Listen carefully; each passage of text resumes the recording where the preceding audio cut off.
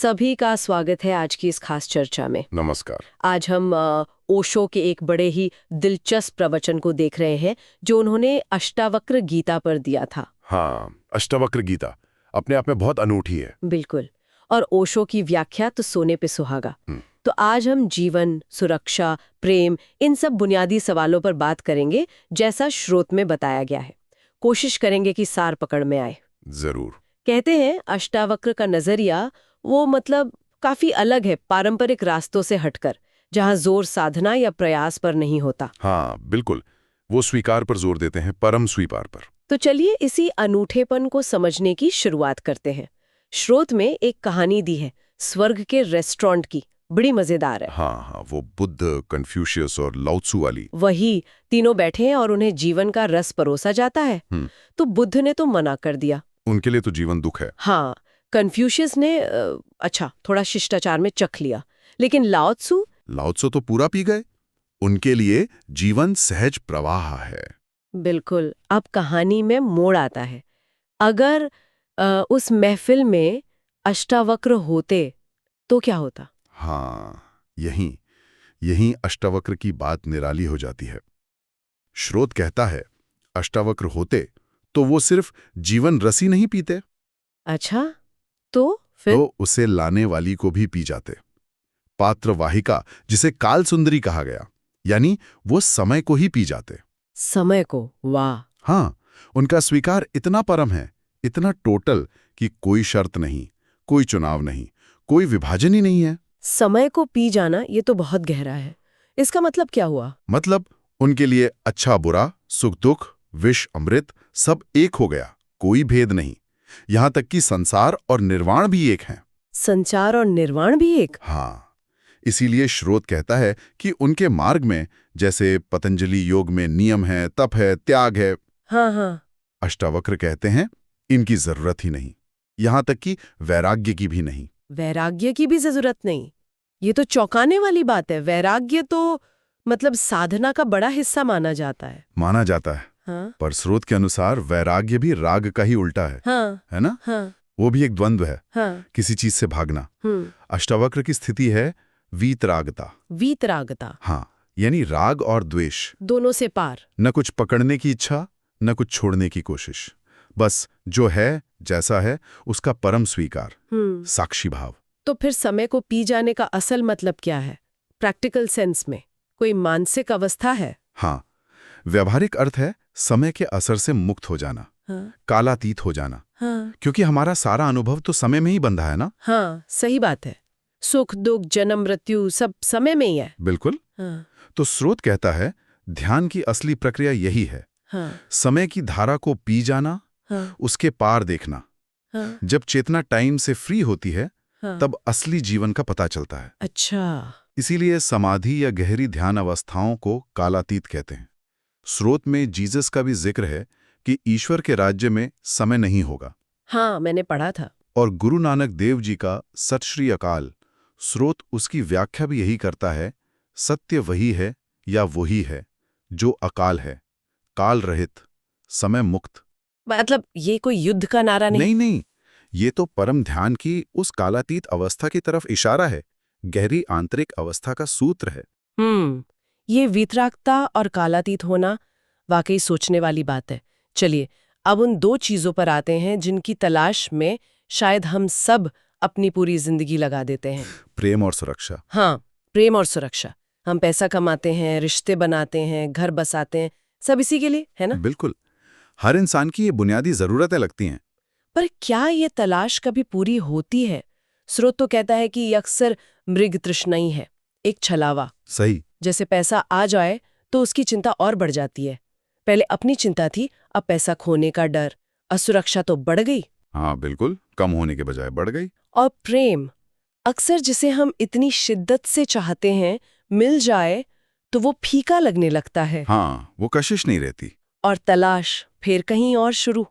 ये तो एक जाल जैसा है। बिल्कुल सही कहा, एक अंतहीन चक्रव्यूह है ये। और इसी से निकलने के लिए स्रोत एक, कह सकते हैं, क्रांतिकारी या शायद पहली नजर में डरावना सुझाव देता है। क्या?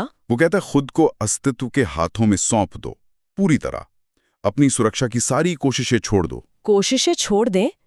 ये तो उल्टा लग रहा है। सौंपने का मतलब तो और ज्यादा असुरक्षित होना हुआ ना। हाँ, यही वो विरोधाभास है जिसे स्रोत उजागर करता है।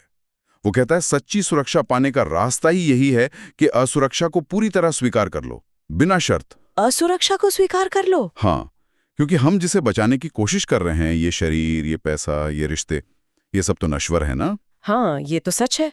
जहां मौत पक्की है, जहां सब कुछ बदल रहा है, वहां स्थायी सुरक्षा हो ही कैसे सकती है?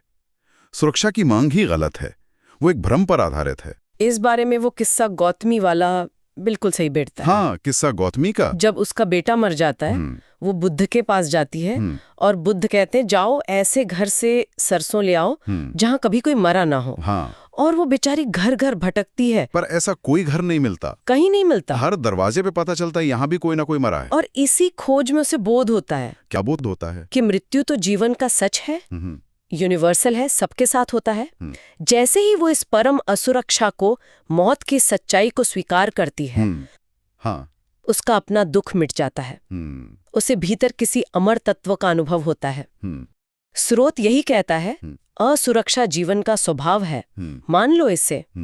जैसे ही हम सुरक्षा की जिद छोड़ते हैं, असुरक्षा का डर चला जाता है। मांग छोड़ते ही, हाँ, मांग छोड़ते ही असुरक्षा का भाव चला जाता है, और तब जो बचता है वो है असली सुरक्षा, भीतर की शांति, स्वीकार। ये तो सुरक्षा की बात हुई, बहुत गहरी बात। और प्रेम का क्या? अगर उसे भी बाहर खोजना, दूसरों से मांगना, वो भी मृग तृष्णा है, तो फिर प्रेम कैसे मिले? रास्ता क्या है? स्रोत का इशारा यहां भी बहुत साफ है। प्रेम कोई चीज नहीं है जिससे आप बाहर से ले आएं या किसी से मांग लें। अच्छा। प्रेम आपके भीतर की एक दशा है, आपकी चेतना की क्वालिटी है। जब आप अंदर से शांत हैं, आनंदित हैं, भरे हुए हैं, तो प्रेम आपसे खुद बहता है, जैसे फूल से खुशबू। जैसे फूल से खुशबू? हाँ, इसे दूसरों से मांगना ऐसा है जैसे दो भिखारी एक दूसरे के सामने अपना खाली कटोरा फैलाए खड़े हों। हाँ, इस उम्मीद में कि दूसरे के कटोरे में कुछ होगा। मिलेगा क्या? निराशा, झगड़ा। यानी प्रेम पाने के लिए भी रास्ता अंदर ही जाता है। निश्चित रूप से अपने अंदर उतरना होगा। प्रेम आपकी अपनी दौलत है जो आनंद की गहराई में छिपी है। जब भीतर आनंद है तो प्रेम अपने आप बाहर आता है, देने की तरह, मांगने की तरह नहीं। ये स्वीकार और भीतर की यात्रा, ये सूत्र बार बार आ रहा है। स्रोत में एक और बड़ा रोचक विभाजन है। अस्तित्व के 3 स्तर बताए हैं, यंत्र, मंत्र और तंत्र। ये क्या है, इन्हें थोड़ा समझना चाहेंगे। जरूर। स्रोत इन्हें अस्तित्व के 3 लेवल्स या डायमेंशंस की तरह बताता है, जिनसे हम जुड़ते हैं या अनुभव करते हैं। ठीक है। पहला है यंत्र। ये सबसे बाहरी तल है, फिजिकल बॉडी का। शरीर एक मशीन की तरह है, एक यंत्र। तो जब 2 शरीरों का मिलन होता है, जैसे कामवासना में, तो वो यांत्रिक है। चेतना या भाव बहुत कम होता है। हाँ, अच्छा। यहां तक कि खाना खाना भी यांत्रिक हो सकता है। अगर हम बिना स्वाद लिए, बिना ध्यान दिए, बस पेट भरने के लिए खा रहे हैं, मशीन की तरह, मन कहीं और है। हाँ, होता है ऐसा। पर प्रेम कहते हैं, स्नेह कहते हैं, वो 2 मनों के बीच का इमोशनल रेजोनेंस है, एक लय, एक संगीत। ये यांत्रिक से सूक्ष्म है। हाँ। उसी खाने को अगर हम स्वाद लेकर, रुचि से, सम्मान से, कृतज्ञता से खाएं, तो वही क्रिया मांत्रिक हो जाती है। अच्छा।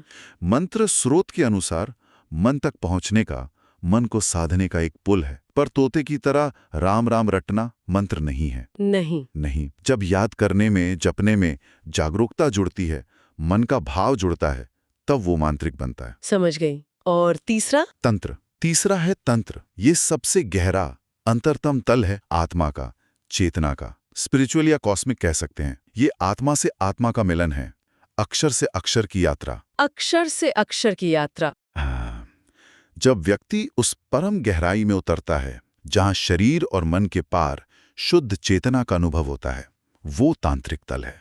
उपनिषद कहते हैं अन्नम ब्रह्म, अन्न ब्रह्म है। इस भाव से भोजन करना, उसे प्रसाद समझना, ये तांत्रिक हो सकता है। ये परम स्वीकार, परम अद्वैत की अवस्था है। तो क्या ये तीनों स्तर एकदम अलग अलग है या जुड़े हुए हैं? स्रोत कहता है कि तंत्र में यंत्र और मंत्र दोनों शामिल हैं, लेकिन अपने शुद्ध रूप में। जैसे मांत्रिक में देह की यांत्रिकता कम होती है, उसमें भाव आता है, वैसे ही तांत्रिक में मन की चंचलता भी शांत हो जाती है। मन भी आत्मा के साथ एक हो जाता है। तंत्र का मतलब ही है विस्तार, फैलाव, परम स्वीकार। देह, मन, आत्मा कुछ भी बाहर नहीं, सब एक ही समग्र अस्तित्व का हिस्सा है। त्रिवेणी संगम जैसा। त्रिवेणी संगम। स्रोत में मंसूर अल-हल्लाज का जिक्र भी इसी संदर्भ में है, जिन्होंने कहा था, अनल हक, मैं ही सत्य हूँ। हाँ, बिल्कुल। सूली पर चढ़ते हुए भी। क्या वो एक तांत्रिक अनुभव था? हाँ, श्रोत से परों तांत्रिक अनुभव कहता है। तंत्र की ऊंचाई ही यही है, जब व्यक्ति का मैं भाव मिट जाता है और उसके अंदर से परमात्मा की आवाज उठती है। जब साधक साधना साधे एक हो जाते हैं। बिल्कुल। मंत्र यहां तक पहुंचने की तैयारी है, एक कोशिश है। तंत्र उसका सहज विस्फोट है, जहां कोशिश भी छूट जाती है। मंसूर की घोषणा उसी परम मिलन की थी। समाज समझ नहीं पाया, उन्हें विद्रोही मान लिया। ये स्तरों की समझ वाकई गहरी है। अब उस सवाल पर आते हैं जो हमेशा से पूछा गया है, ईश्वर क्या है, और अगर है तो कहाँ है? हमने उसे मंदिरों में, मस्जिदों में, आसमान में कहाँ नहीं खोजा। हाँ, ये सनातन प्रश्न है, और स्रोत इस पर बहुत मौलिक बात कहता है। ईश्वर कोई चीज या व्यक्ति नहीं है जिसे आप बाहर उंगली से दिखा दें कि वो देखो वहां है। तो फिर ईश्वर तो सवाल पूछने वाले के अंदर ही है, उसकी चेतना की गहराई में। जब तुम्हारी चेतना अपने शुद्धतम रूप में होती है, जब तुम्हारा प्रेम बिना शर्त बहता है, वही परमात्मा का प्रकट होना है। अच्छा। इसीलिए स्रोत कहता है, ईश्वर क्या है, ये सवाल शायद सही नहीं। सही सवाल है, मैं कौन हूं? मैं कौन हूँ? हाँ, जिस दिन खुद को जान लिया, उसी दिन ईश्वर को जान लिया। दोनों एक ही सिक्के के दो पहलू हैं। अपने भीतर खोजना। इसके लिए स्रोत में वो मीनार में कैद वजीर की कहानी है ना, बड़ी सुंदर है। हाँ, ऊंची मीनार में कैद। उसकी पत्नी रात में कीड़े की पूंछ पर शहद लगाकर रेशम का धागा बांधकर दीवार पर छोड़ देती है। हाँ। और कीड़ा शहद की गंध में ऊपर चढ़ता है। हाँ। वजीर धागा पकड़ लेता है। बिल्कुल। फिर उसी महीन धागे के सहारे पहले मोटा धागा, फिर डोरी, फिर रस्सी, और वजीर आजाद। ये कहानी एक प्रतीक है। अद्भुत प्रतीक है। वो महीन रेशमी धागा हमारे अंदर जो होश है, जो चेतना है, उसका प्रतीक है। बहुत सूक्ष्म, अक्सर पकड़ में भी नहीं आता। ध्यान की प्रक्रिया इसी होश के धागे को पकड़ने की कला है। एक बार वो पकड़ में आ जाए, फिर उसी के सहारे हम अंदर गहरे उतारते जाते हैं। जैसे वो धागा रस्सी बन गया। हाँ, ठीक वैसे ही चेतना की धारा मजबूत होती जाती है, और अंत में हम अपने ही प्रकाश के स्रोत तक, यानी परमात्मा तक पहुंच जाते हैं। तो मतलब बाहर की सारी खोज बेकार है? मंदिर, मस्जिद, तीर्थ? स्रोत के अनुसार हाँ, ईश्वर को बाहर खोजना भ्रांति है, नासमझी है। आस्तिक कहता है वो वहां है, नास्तिक कहता है कहीं नहीं है, पर दोनों ही बाहर देख रहे हैं। हाँ। स्रोत में यूरी गैगरिन का उदाहरण है। अंतरिक्ष से लौट कर बोले, मुझे वहां कोई ईश्वर नहीं देखा। वो भी बाहर ही खोज रहे थे। सही बात है। ईश्वर कोई जगह नहीं है, वो तो तुम्हारे भीतर खुलने वाला एक आयाम है। और इसे पाने का तरीका? स्रोत एक और जरूरी बात कहता है, ये भीतरी यात्रा भागदौड़ से नहीं होती, तुम्हारी अपनी मर्जी या अहंकार से नहीं होती। अच्छा। तुम्हारी मर्जी से तो संसार खड़ा होता है, परमात्मा मिलता है प्रतीक्षा से, समर्पण से। प्रतीक्षा, समर्पण। हाँ, कर्तापन छोड़कर धैर्य रखना सीखना होता है, अस्तित्व पर भरोसा करके शांत होकर इंतजार करना। स्रोत कहता है, जो प्रतीक्षा करने में कुशल हो जाता है, परमात्मा खुद उसके दरवाजे पर दस्तक देता है। भागो मत, ठहरो, जागो और प्रतीक्षा करो। ये प्रतीक्षा और समर्पण, ये हमारे सामान्य जीने के तरीके से बहुत अलग है। इसी आंतरिक स्थिति से जुड़ा शायद कबीर का वो किस्सा भी है, जिसका स्रोत में जिक्र है। हाँ, कबीर का। जहां वो बेटे कमाल के साथ जरूरत पड़ने पर किसी के खेत से गेहूं उठा लाते हैं, और फिर कमाल से कहते हैं, घर वालों को जगाकर बता दो कि हम गेहूं ले जा रहे हैं। हाँ, उनके लिए अपने पराये का भेद ही मिट गया था। उस अवस्था में कर्ता भाव रहता ही नहीं, सब उसी एक का खिल दिखता है। बिल्कुल। और इसी से जुड़ा एक और सवाल अक्सर मन में आता है, स्रोत में भी है, कि दुनिया में इतना दुख है, बड़ी चिंता होती है, दूसरों की मदद कैसे करें? इस पर स्रोत का जवाब थोड़ा कठोर सा लगता है। हाँ, वो कहते हैं, पहले अपनी चिंता करो, पहले खुद को संभालो। पहले अपनी चिंता करो। ये स्वार्थी नहीं लगता? पहली नजर में शायद लगी, लेकिन स्रोत का तर्क है, अगर तुम्हारी अपनी नाव में छेद है, वो डूब रही है तो तुम दूसरों को कैसे बचाओगे? बात तो सही है। पहले खुद तैरना सीखो, अपनी नाव ठीक करो। जब तक तुम खुद अंदर से शांत, संतुलित, आनंदित नहीं हो, तब तक दूसरों की सेवा या मदद का दावा भी अक्सर अहंकार का ही एक रूप होता है। अच्छा, या अपनी समस्याओं से भागने का बहाना। हाँ, बिल्कुल। सच्ची करुणा, सच्ची सेवा तभी बहती है जब तुम्हारे भीतर प्रेम और शांति का झरना हो। दुनिया के दुखों का मूल कारण, स्रोत कहता है, भीतर ध्यान की जागरूकता की कमी है। तो पहले खुद उसे पालो, फिर सेवा अपने आप तुमसे होगी। सेवा और करुणा पर ये एक बहुत ही अलग नजरिया है। चलिए अब हम अपने आखिरी लेकिन शायद सबसे उलझाने वाले सवाल पर आते हैं। जी। अक्सर कहते हैं कि ये दुनिया ईश्वर की लीला है, एक खेल है। हाँ, कहा जाता है। अगर ये वाकई खेल है तो इसमें इतनी तकलीफें क्यों हैं? ये बीमारियां, कैंसर, बुढ़ापा, मौत, इतना भयानक दुख, ये सब भी क्या उसी लीला का हिस्सा हैं? ये कैसा खेल है? स्रोत का जवाब है हाँ, बिल्कुल। ये सब भी उसी विराट लीला का हिस्सा है। ये सब भी? हाँ। हमारी मुश्किल ये है कि हम चीजों को सिर्फ अपने छोटे से इंसानी नजरिए से देखते हैं। स्रोत वो सूफी फकीर का उदाहरण देता है जिसके घाव में कीड़े पड़ गए थे। लोग हटाने लगे तो फकीर ने रोका, कहा इन्हें इनका भोजन करने दो। ओहो। जो फकीर के लिए पीड़ा थी वो कीड़ों के लिए जीवन था। जब शेर किसी राजा को मारता है, इंसानों के लिए त्रासदी है, पर शायद शेरों के लिए जश्न का मौका हो। हाँ, ये भी हो सकता है। पेनिसिलिन हमें बचाती है, पर लाखों बैक्टीरिया के लिए तो मौत है। तो मतलब अच्छा बुरा, सुख दुख, ये सब रिलेटिव है, देखने वाले के नजरिए पर निर्भर है। बिल्कुल। जीवन बहुत बड़ा है, हमारा नजरिया बहुत छोटा। और दूसरी बात, कोई भी खेल बिना टेंशन के, बिना विरोध के कैसे चलेगा? सही बात है। हार के बिना जीत का क्या मतलब? रात के बिना दिन का क्या अनुभव? दुख के बिना सुख कैसे पहचानोगे? मौत के बिना जीवन की कीमत कैसे पता चलेगी? खेल चलता ही है द्वंद्व से, दो विपरीत शक्तियों के बीच। अगर सिर्फ एक ही चीज रह जाए, सोचो, सिर्फ सुख ही सुख, सिर्फ जीत ही जीत, तो खेल उसी पर खत्म। खेल खत्म। हाँ, स्रोत कहता है उसी एक रास्ता को, जहां द्वंद्व नहीं बचता, निर्वाण कहते हैं। संसार तो लीला है, खेल है, और वो द्वंद्व से ही चलता है। तो फिर लीला मानकर जीने का मतलब क्या है? क्या हमें फर्क पड़ना बंद हो जाना चाहिए, उदासीन हो जाएं? उदासीन नहीं, साक्षी। लीला मानकर जीने का मतलब है जीवन को जरूरत से ज्यादा सीरियसली ना लेना, गंभीरता से ना लेना। हाँ, घटनाओं को, नतीजों को बहुत ज्यादा पर्सनली ना लेना। हार जीत, सुख दुख, सफलता असफलता, इन्हें खेल का हिस्सा मानकर स्वीकार करना, शिकायत छोड़ देना। शिकायत छोड़ देना। हाँ, स्रोत कहता है जब हम कर्ता बनकर मैंने किया, मेरे साथ हुआ, या भोक्ता बनकर जीते हैं, तब हम अहंकार में फंसते हैं और दुख सुख के झूले में झूलते रहते हैं। लेकिन जब हम साक्षी बन जाते हैं, बस देखने वाला, दृष्टा, जो हो रहा है उसे बिना अच्छे बुरे का लेबल लगाए तटस्थ भाव से देखते हैं, तब हम खेल के असर से मुक्त होने लगते हैं। बस देखना है। हाँ, सब कुछ बदल रहा है हर पल। जैसे हेराक्लीटस ने कहा था, एक ही नदी में दोबारा नहीं उतर सकते। नदी बह रही है, कुछ भी पक्का नहीं है। हाँ, जीवन बदलता रहता है। इस बदलाव को, इस अनित्यता को साक्षी भाव से देखना, बिना उलझे, बिना दुखी हुए, यही मुक्ति का रास्ता है। गंभीरता हमें बांधती है, खेल की भावना, लीला भाव हमें हल्का करता है, मुक्त करता है। तो आज की इस लंबी और गहरी बातचीत से हमने ओशो के इस संबोधन के जरिए कई सूत्र पकड़े। हाँ। अष्टावक्र का वो परम स्वीकार, हाँ, टोटल एक्सेप्टेंस, ये समझ कि सच्ची सुरक्षा असुरक्षा के बोध में है और सच्चा प्रेम भीतर है, भीतर की संपदा है। अस्तित्व के वो 3 तल, यंत्र, मंत्र, तंत्र, ईश्वर की खोज का रास्ता अंदर की तरफ है। बिल्कुल, बाहर नहीं, भीतर।